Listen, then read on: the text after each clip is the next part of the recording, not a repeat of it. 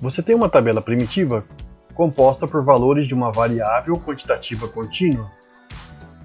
Observando esses dados, você não vai conseguir informação nenhuma para entender o contexto relacionado a eles. Você terá que construir uma outra tabela, a tabela de frequências com intervalos de classe.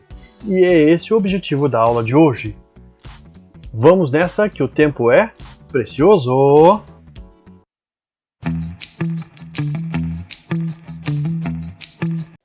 Você tem uma tabela com valores que não são discretos, ou seja, são valores de uma variável quantitativa contínua. E você tem que fazer uma outra tabela organizando esses dados para conseguir extrair alguma informação que possa te ajudar na tomada de decisões. E esse é o nosso objetivo da aula de hoje, construir uma tabela de frequências com intervalos de classe. Vamos ao contexto do exercício. Nós temos ali um empreendedor que resolveu registrar a quantidade de certo produto vendido em toneladas durante 20 dias. Esses registros do empreendedor geraram essa tabela que você vê aí na tela e que pode ser interpretada da seguinte maneira. No primeiro dia foram vendidas 2,1 toneladas do produto, no segundo dia 1,8 toneladas do produto, no terceiro dia 3,5 toneladas do produto e assim vai até o 20º dia em que foram vendidas 5,7 toneladas desse produto. Nós temos então 20 dados e nós temos que construir uma outra tabela organizando esses dados para poder extrair informações. Nessa situação aqui a gente não pode usar a mesma estratégia que nós usamos lá para a variável quantitativa discreta. Mas por quê?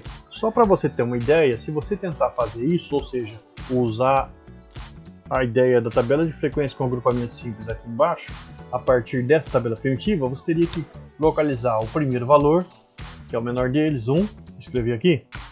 Depois, o valor seguinte, isso tudo para organizar essa tabela, 1,8. E o próximo, 2,1. Logo em seguida, 2,2. E assim a gente continuaria fazendo até preencher essa tabela toda aqui com 20 linhas, contendo em cada linha um valor específico da tabela primitiva. Em outras palavras, quando a gente for contar a frequência absoluta de cada um desses valores da variável, ou seja, contar quantas vezes eles ocorreram aqui na tabela primitiva, o que aconteceria? O 1 ocorreu somente uma vez, o 1,8 também ocorreu só uma vez, e o 2,1, se você procurar bem aqui, ocorreu uma vez, o 2,2 também, e assim vai. Mas que informação você consegue tirar de uma tabela dessa? Nenhuma, né? Então a estratégia para se tratar a organização de dados de uma variável quantitativa contínua é diferente. Você não pode considerar os valores separadamente, assim, um em cada linha. Você tem que agrupá-los em uma linha. Mas como? É sobre isso que a gente vai conversar agora. O que nós temos que fazer agora é considerar vários valores da variável numa mesma linha, no que se chama intervalo de classe, ou simplesmente intervalo. Mas como calcular essa quantidade de intervalos? Cada intervalo vai ocupar uma linha. Então aqui a gente vai tirar essa estrutura, que só serve para variável quantitativa discreta, e nós vamos construir em cada linha um intervalo. Mas como assim? Vamos seguir esses passos que eu já deixei aqui anotados. Primeiro, quantos dados você tem?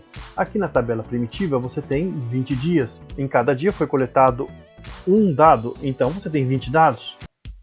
Eu vou escrever aqui na frente, na linha do passo 1, a quantidade total de dados, que é 20. E aqui embaixo, na segunda linha, eu já tenho programada, codificada, a quantidade sugerida de intervalos pela regra de Sturges. Essa regra de Sturges, ela calcula a quantidade de intervalos sugerida aproximadamente por esse valor, 1 mais 3,3 vezes log do total de dados que você tem, que no nosso caso é 20, com esse logaritmo na base 10.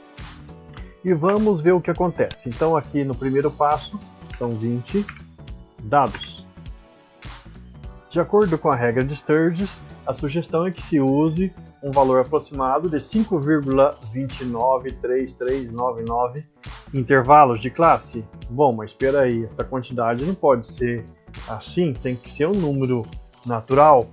Ora, e como que a gente vai fazer então? Vamos arredondar, vamos fazer o arredondamento. Como aqui eu tenho 5,29, eu vou aproximar para 5. 5 intervalos de classe nós vamos usar e eu vou escrever aqui na frente. Ao todo, o que vai acontecer é que nós vamos distribuir esses dados que estão na tabela primitiva em 5 linhas, cada linha contendo um intervalo de classe.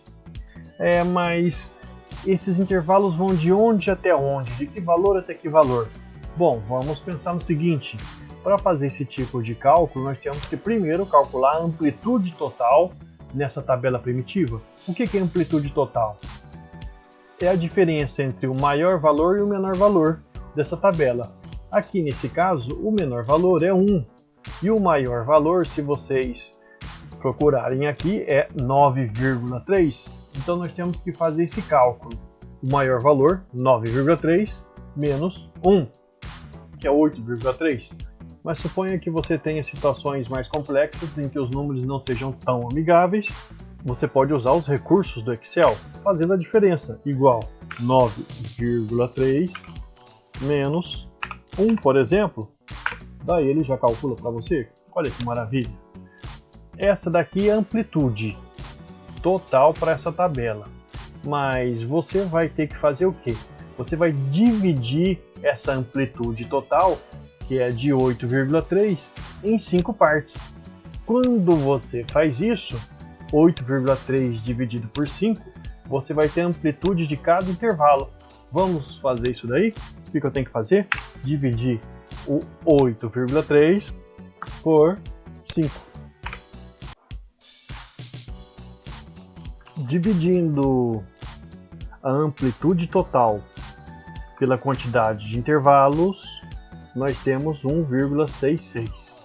Mas isso quer dizer que cada um desses 5 intervalos vai ter uma amplitude de 1,66? Não. Aqui no caso a gente vai aproximar para 2. E ainda vou fazer uma observação importante. Aqui a gente aproximou para 2 e coincidiu com o arredondamento. Mas se nós tivéssemos 1,33, por exemplo, nós também aproximaríamos para 2. Nós não usaríamos o arredondamento. O arredondamento a gente só usa ali para calcular a quantidade de intervalos pela regra de Sturges. Mas por que isso? Porque se a gente usar o arredondamento para a amplitude do intervalo, pode ser que no final da reorganização dos dados, alguns deles não sejam classificados em nenhum intervalo de classe. E isso geraria um problema danado para a gente.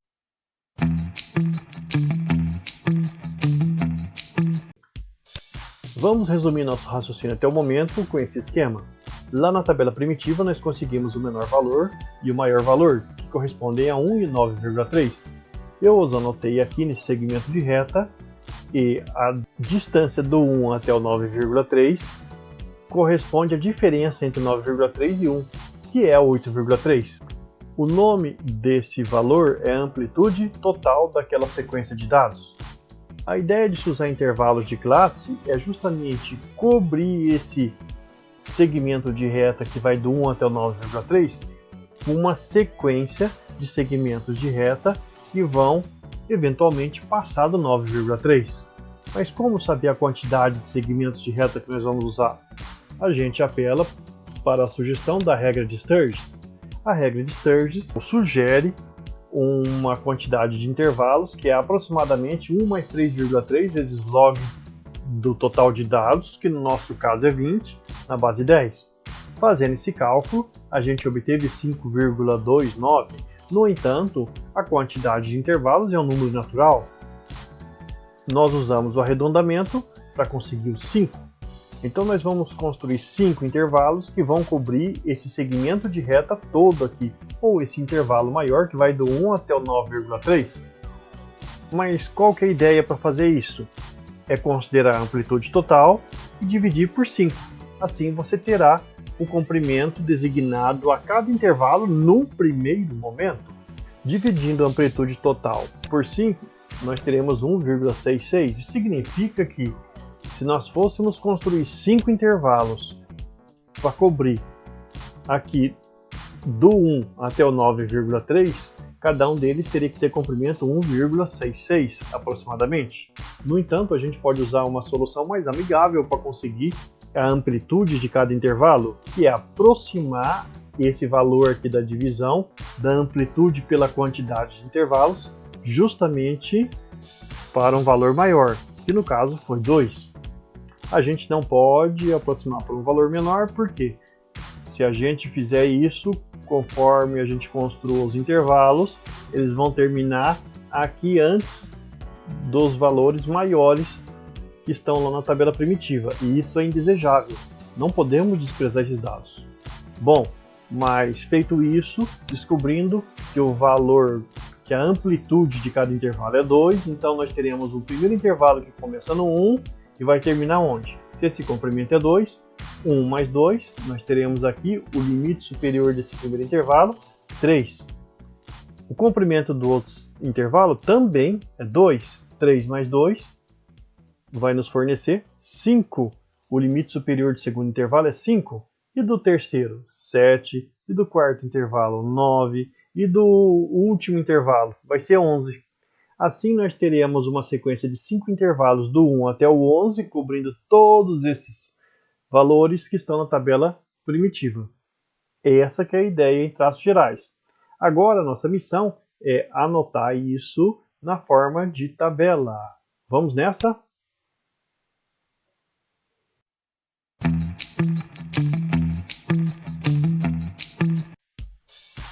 Para transpor essa ideia para a tabela, que é a chamada tabela de frequências com intervalos de classe ou distribuição de frequências, nós vamos usar um símbolo especial para cada intervalo. Esse símbolo especial vai separar o limite inferior e o limite superior do intervalo. Então, por exemplo, aqui nessa primeira linha, nós teremos um intervalo que vai ter um limite inferior de 1, ou seja, nós vamos anotar aqui o limite inferior dele, e o limite superior, 3. Uma vez que nós temos que somar o limite inferior à amplitude do intervalo, que é 2 pelos nossos cálculos. Isso quer dizer que os valores da tabela primitiva que são maiores ou iguais a 1 e menores do que 3 vão ser contados nessa primeira linha, nesse primeiro intervalo. O 3 não será contado aqui. Se tivesse 3 lá, ele seria contado no segundo intervalo, que está aqui localizado na segunda linha.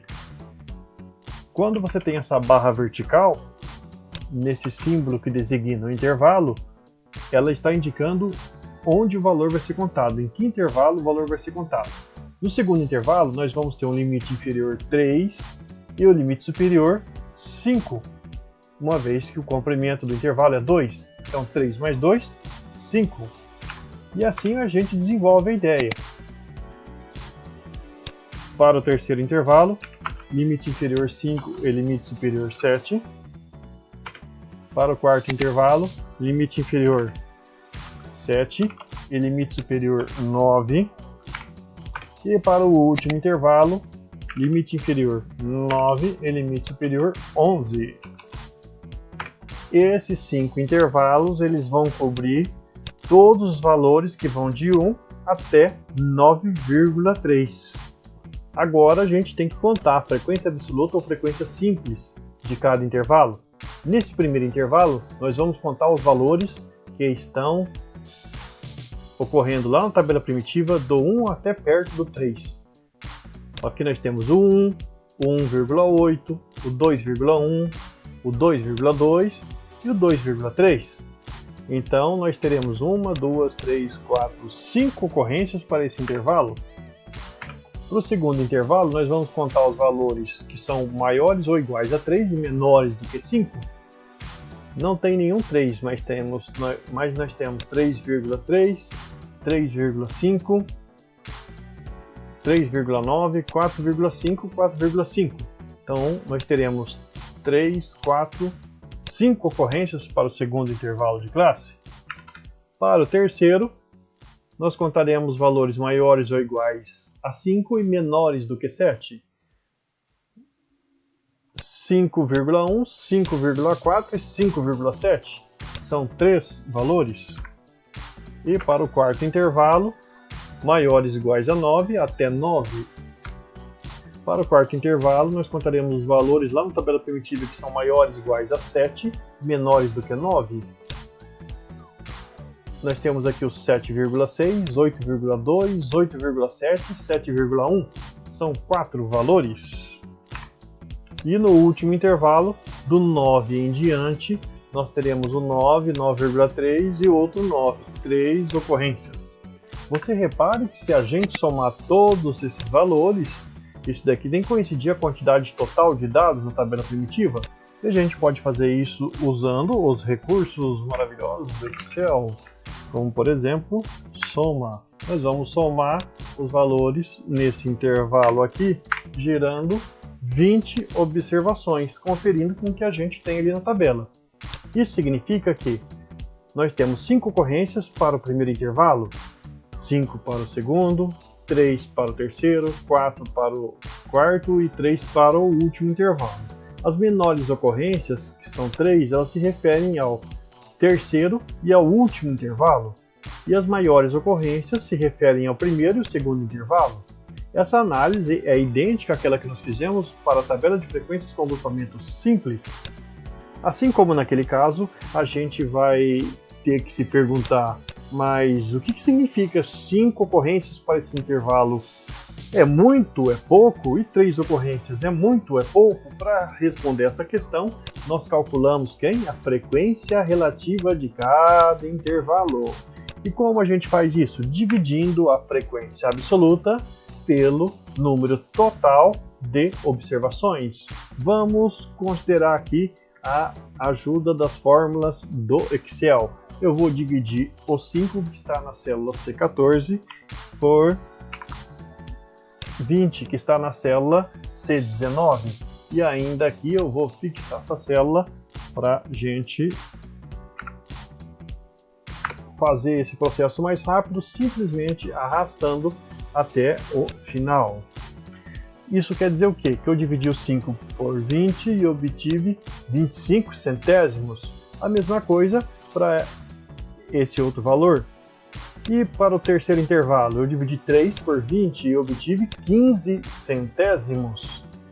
4 por 20, 20 centésimos e 3 por 20 obtendo 15 centésimos.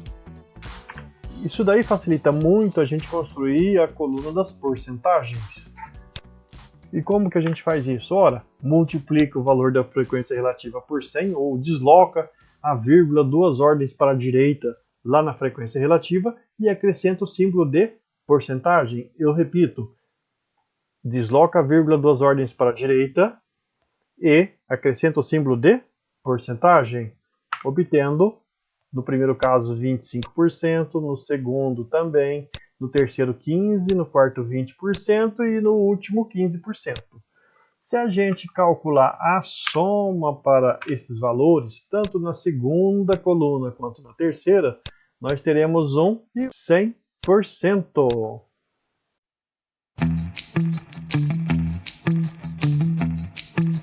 Para finalizar o trabalho com essa tabela, falta a gente calcular a frequência absoluta acumulada e frequência relativa acumulada.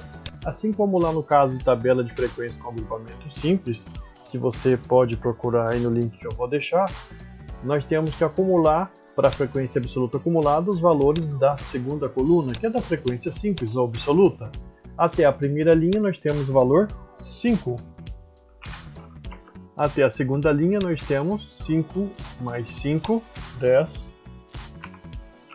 E assim a gente continua somando esses valores da primeira até a linha considerada. 13 para a terceira linha. E mais 4 vai gerar 17 para a penúltima. Mais 3 nós teremos 20 para a última linha. Ou seja, para o último intervalo a frequência absoluta acumulada é de 20. Para a frequência relativa acumulada, o raciocínio é idêntico, só que nós vamos acumular os valores na terceira coluna. Então 25 centésimos. E mais 25 centésimos da segunda, nós teremos 50 centésimos. Mais 15 centésimos da terceira, 65 centésimos. Mais 20 centésimos da quarta, 85 centésimos. Mais 15 centésimos da referentes à frequência relativa do último intervalo, nós teremos 100 centésimos, que corresponde a um inteiro. Então esse é o processo de construção desta tabela de frequências com intervalos de classe. Se essa videoaula te acrescentou em algo, considere deixar seu like e compartilhá-la com seus colegas. Você está convidado a participar dessa aventura fantástica pelo universo matemático. Até a próxima!